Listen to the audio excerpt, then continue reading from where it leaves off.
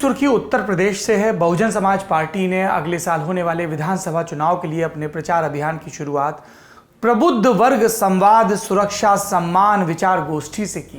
ये बड़ा लंबा सा नाम है, लेकिन टिप्पणीकारों ने कहा कि सादी भाषा में इसे बसपा का ब्राह्मण आउटरीच प्रोग्राम कहा जा सकता है। अपने संबोधन में बसपा महासचिव सतीश चंद्र मिश्र ने राम मंदिर से लेकर यूपी पुलिस की कार्रवाई तक कई सवाल उठाए। कहा कि अगर हमारी सरकार बनी तो भव्य राम मंदिर का निर्माण करवाएंगे। भगवान श्री राम के लिए आप झोला लेके घूम रहे हैं, जो आपको सब कुछ दे रहा है, जिसकी वजह से आपको सब कुछ मिल रहा है, उनके लिए आप कह रहे हैं कि हमको चंदा दो, और चंदा तो आपने इकट्ठा फिर भी कर लिया।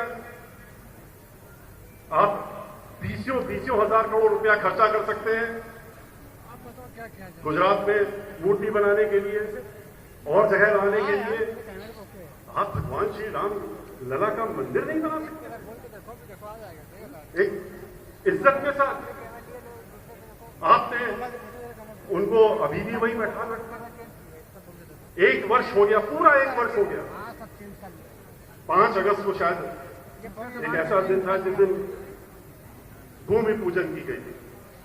उसी समय लोगों ने प्रश्न उठा दिए थे, ब्राह्मणों ने, खासतौर से पूरे ब्राह्मणों ने, पुरोहितों ने, पंडितों ने, कि ये किसने सलाह दे दी, किसने आपको ये तारीख बता दी भूमि पूजन की? उस समय कोई काम नहीं होता अच्छा, लेकिन इन्होंने वही दिन चुना। तो कुछ ना कुछ तो सोच पीछे होगी कि ऐसा अशुभ दिन चुनो जिससे कि काम ही ना हो पाए। और आप देख रहे हैं आज क्या हो रहा है। 1 साल हो गया, 1 साल में न्यू भी ऊपर उठ करके नहीं आ पाई, और अभी हम लोग कहां पर हैं पता नहीं मंदिर कब बनेगा। बसपा महासचिव ने पिछले साल कानपुर के बिकरू गांव में 8 पुलिस वालों की हत्या के बाद से जेल में बंद खुशी दुबे का भी मुद्दा उठाया। उत्तर प्रदेश में जिस तरीके से अत्याचार हो रहे हैं, सर्व जाति में हो रहे हैं, लेकिन दलित समाज और ब्राह्मण समाज, इन 2 समाजों को तो जैसे चिन्हित कर दिया गया है। आप ही बताइए, क्या दोष है? क्या दोष है उस लड़की का जो कि 16.5 वर्ष की खुशी नाम, उनके माता पिता गरीब लोग हैं, 25 गज के मकान में रहते हैं, कोई ऐसा काम नहीं जिससे कि वो बड़ी मुश्किलों से रोटी रोजी चलती है। उसकी शादी उन्होंने की, और शादी 29 जून को शादी होती है। 29 जून को शादी होती है, और शादी 19 को तो रात में शादी हुई। 30 तारीख को अगले दिन पहला दिन हुआ अपने ससुराल में। 1 तारीख उसके बाद दूसरा दिन हुआ। 2 तारीख को वारदात हो गई। 2 तारीख को पुलिस के ऊपर जो बर्बरता पूर्वक, जिसका कि हम लोग कभी भी उसको हत्या को सही नहीं मानते, जो हुई थी, लेकिन 2 तारीख को हादसा हो गया। और 2 तारीख के हादसे में यानी कि 48 घंटे भी नहीं वो लड़की उस घर में थी, और उसको बंद कर दिया गया, जेल भेज दिया। 7 दिन तो पहले पुलिस ने अपनी कस्टडी में रखा बगैर किसी वारंट के। 7 तारीख से लेकर 15 सितंबर तक उसको जेल में रखा, जबकि वो नाबालिग थी।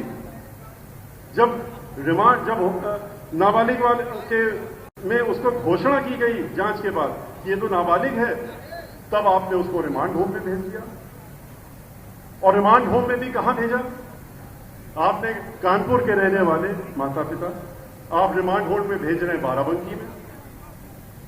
बाराबंकी में उसको आपने वहां 1 साल से रखा हुआ। 1 साल हो गया पूरा उसको आप कैद में रखे हुए हैं, और उसकी बेल ना होने पाए।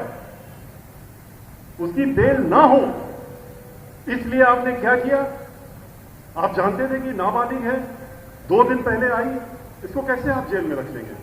खुशी की शादी गैंगस्टर विकास दुबे के शूटर अमर दुबे के साथ हुई थी। शादी के तीसरे ही दिन बिकरू गांव में 8 पुलिस वालों की हत्या हुई, जिसके बाद एनकाउंटर में पुलिस ने अमर दुबे को मार गिराया और खुशी को गिरफ्तार कर जेल भेज दिया था। बहरहाल राजनीति की बात करें तो बसपा या मायावती पहली दफा ऐसा नहीं कर रही कि ब्राह्मण वोटों को अपनी तरफ खींचने की कोशिश करें। 2007 के उत्तर प्रदेश के विधानसभा चुनाव में मायावती इस ब्राह्मण प्लस दलित फॉर्मूले पर सफलता से काम कर चुकी हैं।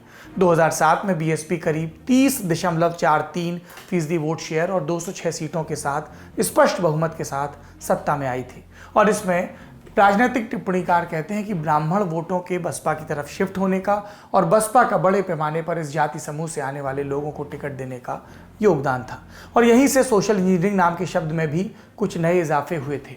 लेकिन जब ये वोट बैंक खिसका और दूसरे वोट बैंक भी, तो मायावती को अगले 4 चुनावों में करारी शिकस्त मिली। 2012 और 17 के विधानसभा चुनाव और 2014 और 19 के लोकसभा चुनाव। अब जब यूपी में 2022 के विधानसभा चुनाव सर पर हैं, तो मायावती एक बार फिर अपने 14 साल पुराने फॉर्मूले को अपनाना चाहती हैं। इसकी एक वजह वो थ्योरी भी हो सकती है जिसमें एक वर्ग कह रहा है कि योगी आदित्यनाथ सरकार में ब्राह्मणों की उपेक्षा हुई और इसके लिए नए नए टर्म इस्तेमाल किए जा रहे हैं, खासतौर पर टी सीरीज टर्म। लेकिन दूसरा पक्ष है जो ये कहता है कि इस तरह की राजनीतिक शब्दावलियों का अब कोई ग्राहक उत्तर प्रदेश में नहीं है। जो भी राजनीति है वो सब आपको उत्तर प्रदेश में नज़र आती है अलग अलग रंगों में। और ये रंग जानने के लिए आपका ये दोस्त जल्द ही उत्तर प्रदेश के विस्तृत दौरे पर रवाना होगा। जी, सबसे पहले आपको खबर, आपको सूचना, आपको निवेदन और आमंत्रण हमारे इस इलेक्शन के अनाउंसमेंट से पहले सभी जिला मुख्यालयों तक की यात्रा से जुड़ने का। इसके बारे में विस्तार से आपको जल्द जानकारी दूंगा। आज मैंने आपको ब्रेकिंग न्यूज़ सरका दी धीमे से।